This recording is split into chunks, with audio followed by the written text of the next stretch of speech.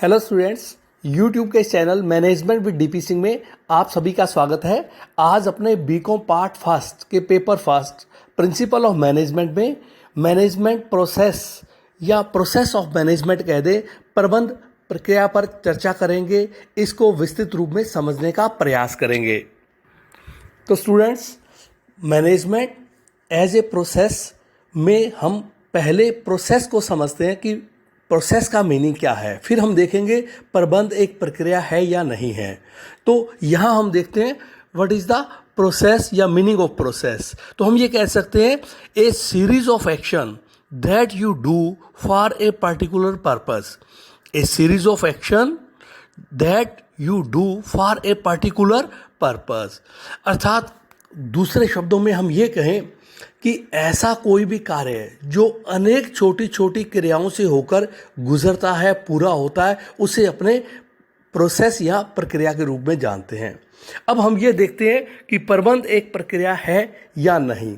तो हमें ये देखना होगा कि क्या प्रबंध अपने आप में एक ही कार्य है अथवा इसमें अनेक छोटे छोटे कार्य हैं, उनसे होकर प्रबंध पूरा होता है। तो हम कहेंगे प्रबंध एक प्रक्रिया है, प्रबंध एक प्रोसेस है। प्रबंध जगत के अनेक प्रोफेशनल कह दें, स्कॉलर्स कह दें, इन्होंने इसके बारे में अपनी राय व्यक्त की है, उसके संबंध में अपने स्टेटमेंट दिए हैं, जिसमें अनेक विद्वानों ने ये कहा कि management process is a systematic and organise method of doing things. कि प्रबंध एक ऐसी प्रक्रिया है जिसमें व्यवस्थित और संगठनात्मक तरीके से कार्यों को किया जाता है या क्रियाओं का संपादन किया जाता है। या इस प्रकार भी कहा जा सकता है, management process is the systematic way of getting things done through and with others for accomplishing organisation objectives. कि प्रबंध एक ऐसी प्रक्रिया है जिसमें व्यवस्थित तरीके से कार्यों को दूसरे व्यक्तियों के प्रयासों से करने के लिए किया जाता है, जिससे संगठित उद्देश्यों को प्राप्त किया जा सके। तो इस प्रकार स्टूडेंट्स, हमने प्रारंभ से जो वीडियो देखे हैं उनमें सब में हमने मैनेजमेंट को जो परिभाषित किया, कार्यों के आधार पर हेनरी फेल के अकॉर्डिंग परिभाषा दी गई, उन सब में हमने ये कहा प्रबंध विभिन्न कार्यों की प्रक्रिया है जिसमें अनेक कार्य संपादित होते हैं। तो जिसमें हमने कहा था planning, organisation, coordination, control, direction, motivation, अनेक क्रियाएं संपादित होती है। या दूसरे शब्दों में ये कहें, प्रबंध का कार्य इन प्रक्रियाओं से, छोटी छोटी क्रियाओं से होकर पूरा होता है, या प्रबंध करने के लिए हमें इन छोटे छोटे कार्यों को करना पड़ता है। इसलिए प्रबंध को एक प्रक्रिया कहा गया, मैनेजमेंट को एक प्रोसेस कहा गया कि किसी भी एक कार्य को करने पर यह पूर्ण नहीं होता, बल्कि अनेक क्रियाओं की एक प्रोसेस है। तो आइए स्टूडेंट्स, कुछ कैरेक्टरिस्टिक्स देखते हैं प्रोसेस के, जिसके माध्यम से हम मैनेजमेंट इज ए प्रोसेस को और अधिक अच्छी तरह से समझ सकते हैं। जिसमें पहला आता है प्रोसेस ऑफ फंक्शंस। तो हम ये कहते हैं कि मैनेजमेंट क्या है, एक प्रोसेस ऑफ कार्यों की प्रक्रिया है, अर्थात इसमें अनेक कार्य किए जाते हैं। या ये कह दें, management is a process of certain basic functions that is planning, organisation, directing, controlling, motivation. तो नियोजन, संगठन, समन्वय, निर्देशन, नियंत्रण, अभिप्रेरण, ये विभिन्न कार्यों की एक प्रक्रिया है। नेक्स्ट इसमें आता है कंटिन्यूएशन प्रोसेस। ये निरंतर चलने वाली प्रक्रिया है, अर्थात एक बार ये कर देने पर समाप्त नहीं हो जाती, ये बार बार होती रहती है, निरंतर चलती रहती है। एक बार करने के पश्चात पुनः इसे करना पड़ता है। तो ये एक निरंतर चलने वाली प्रक्रिया है। इसी प्रकार नेक्स्ट आता है इंटीग्रेटेड प्रोसेस या कंपोजिट प्रोसेस। ये एक समन्वित प्रक्रिया है। समन्वित प्रक्रिया का मतलब अर्थात अलग अलग होते हुए भी प्रबंध में अनेक क्रियाएं करनी पड़ती हैं। जैसे पहले हमने देखा नियोजन, संगठन, समन्वय, निर्देशन, नियंत्रण, लेकिन अलग अलग होते हुए भी ये समन्वित प्रक्रिया, अर्थात हमें दूसरे कार्यों को मद्देनजर रखते हुए किसी भी एक कार्य को करना होगा। यदि हम इसको अलग से मानकर, पृथक मानकर कार्य करेंगे तो ऐसा करना संभव नहीं है कि किसी एक कार्य को हम अलग से मानते हुए कर लें, ऐसा नहीं है। ये एक समन्वित प्रक्रिया है, अर्थात आपस में जुड़ी हुई प्रक्रिया है, इसलिए इसको कहा गया ये एक इंटीग्रेटेड प्रोसेस है। इसी प्रकार नेक्स्ट आता है इंटरलेटेड प्रोसेस।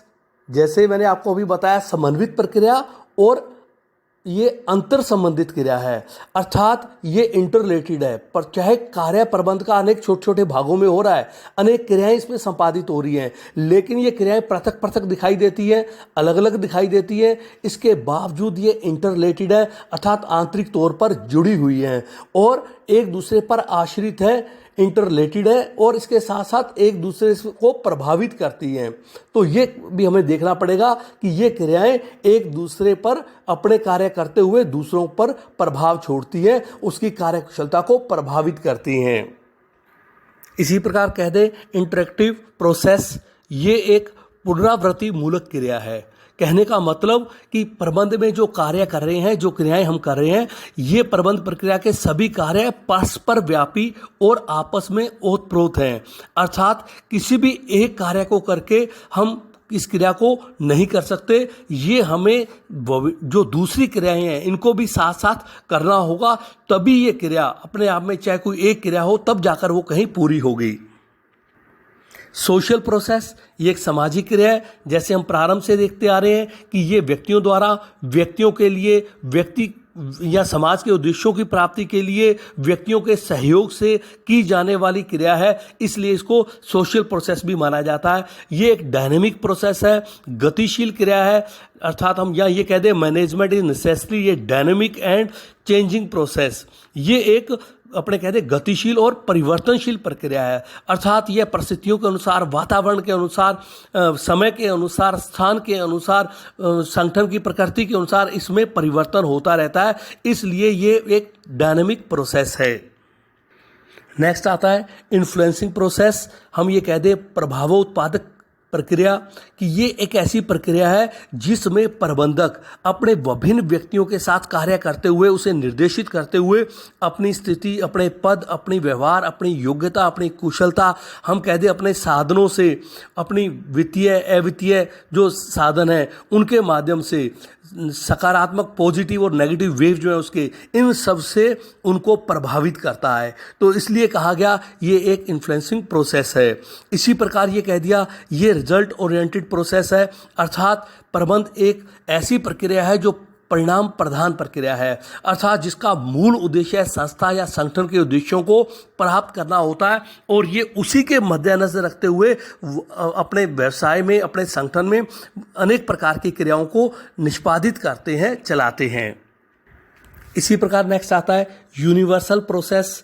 ये हम पहले भी देख चुके हैं कि प्रबंध क्या है, एक सार्वभौमिक क्रिया है, अर्थात सभी जगह विद्यमान है। सभी प्रकार के संगठन, किसी भी प्रकार के संगठन हो, किसी भी उनकी नेचर के संगठन हो, सभी प्रकार के संगठन, या हम ये कह दें किसी भी उद्देश्य को लेकर चलाए जाने वाले संगठन, या किसी भी समूह को चलाए जाने वाले संगठन, या किसी भी कार्य को करने के लिए हमें प्रबंध की आवश्यकता पड़ती है, इसलिए इसको यूनिवर्सल प्रोसेस कहा गया है। इसी प्रकार आ जाता है इसमें रैशनल प्रोसेस। ये क्या है, एक विवेक प्रधान क्रिया है, या ये कह दे management process is largely rational and intellectual process, अर्थात ये हम कह दें कि एक विवेक प्रधान क्रिया कह दे, या हम ये कह दें ये एक बौद्धिक क्रिया है, अर्थात जिसको करने के लिए हमें तीव्र या शार्प बुद्धि की आवश्यकता होती है, जिसके माध्यम से हम इस प्रक्रिया को पूरा कर सकते हैं। इसी प्रकार इसमें एक महत्वपूर्ण बात ये आती है सब फंक्शन प्रोसेस। हमने देखा कि प्रबंध प्रक्रिया में नियोजन, संगठन, समन्वय, निर्देशन, नियंत्रण, अनेक कार्यों को माध्यम से ये प्रबंध प्रोसेस पूरा होता है, लेकिन इसमें कोई भी एक कार्य देख लें फंक्शन ऑफ मैनेजमेंट में, जैसे प्लानिंग कह दें, या हम कह दें ऑर्गेनाइजिंग कह दें, डायरेक्टिंग कह दें, कंट्रोल कह दें, इसमें भी अनेक छोटी छोटी क्रियाएं होती हैं, तो ये वहाँ भी प्रोसेस के रूप में होती हैं। या हम कह दें कि जो भी मैनेजमेंट के फंक्शंस हैं उसमें जो सब एक्टिविटीज़ होती हैं वो सभी भी एक प्रोसेस के अंतर्गत होती है, अर्थात सिस्टमेटिक होती है, ऑर्गेनाइजिंग होती है, वहाँ भी इसको फॉलो किया जाता है। जैसे हम ये कह दें कि प्लानिंग है, तो प्लानिंग में क्या है, इसमें भी बहुत सी सब फंक्शंस होते हैं, जैसे हम कह दें सेटिंग ऑब्जेक्टिव्स, इसी प्रकार कह दें selecting ways and means to attain them. इसी प्रकार ऑर्गेनाइजेशन में कह दें हम संगठन में कि establishing relationship, delegation of authority, ये भी एक सिस्टमेटिक कार्य होगा। असाइन टास्क, कार्यों को बांटना, कार्यों को देना, उनको विभागों का निर्माण करना। इसी प्रकार निर्देशन में कह दें हम कि leading and motivating employees to attain objectives, उनको लीडरशिप क्वालिटी देनी है, उनको मोटिवेट करना है, तो उसमें भी एक हमें निश्चित प्रोसेस को पूरा करना होगा। इसी प्रकार नियंत्रण करना है तो हमें निश्चित तौर पर उसके लिए एक प्रोसेस को पूरा करना होगा। तो जो भी प्रबंध में क्रियाएं होती हैं, चाहे वो मेन फंक्शंस हैं या सब फंक्शन में, इन सब में हम कहते हैं जो क्रिया है इसको पूरा करना पड़ता है, अर्थात एज ए प्रोसेस इसको पूरा करना पड़ता है। एक व्यवस्थित और संगठित रूप से इस क्रिया को किया जाता है या सब कार्यों को किया जाता है। तो ये था students management as process. Students, इस channel management with DP Singh को अधिक से अधिक सब्सक्राइब करें प्लीज़। Thank you.